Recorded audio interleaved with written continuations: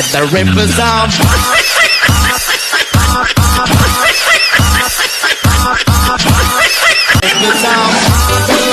Hindi tayo dapat magalit sa taong naninira sa atin. Dapat natin silang kaawaan dahil may sakit silang mahirap gamutin. Alam kong hindi madali, lalo na kung ikaw mismo ang nasa sitwasyon kung saan may taong naninira o nanlalait sa'yo. Una, huwag kang magpapekto. Ang sinasabi ng iba tungkol sa'yo ay mas maraming sinasabi tungkol sa kanila kaysa sa tunay na ikaw. Kapag pinatulan mo ang mga paninira, para mo na rin silang hinayaan na kontrolin ang damdamin mo. Mas mabuting huwag magalit dahil ang galit ay madalas nauuwi sa mas maraming problema. Pangalawa, unawain mo ang pinanggagalingan nila. Ang taong naninira ay madalas may sariling insecurities o problema.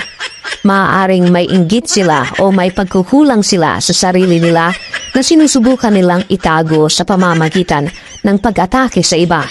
Kapag naiintindihan mo ito, mas madali mong makikita na ang problema ay hindi talaga ikaw, kundi sila mismo.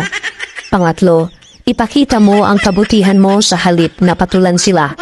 Ang pagiging positibo at mabuti sa harap ng paninira ay nagpapakita ng tunay mong karakter. Kapag hindi ka bumaba sa antas nila, mas pinapakita mo ang maturity mo. Sabi nga, ang kabutihan ay laging mananaig sa anumang negatibo. Pang-apat, magdasal para sa kanila. Oo, mahirap ito lalo na kung nasaktan kanila, pero ang dasal ay makakatulong hindi lang sa kanila, kundi pati sa'yo. Ang panalangin para sa mga taong naninira sa'yo ay tanda ng tunay na kabutihan at pagpapakumbaba. Sa ganitong paraan, mas mapapanatili mo ang kapayapaan sa sarili mo. Sa huli, tandaan mo na ang paninira ay pansamantala lamang. Kung alam mong malinis ang konsensya mo, walang paninira ang kayang sirain ang tunay mong pagkatao.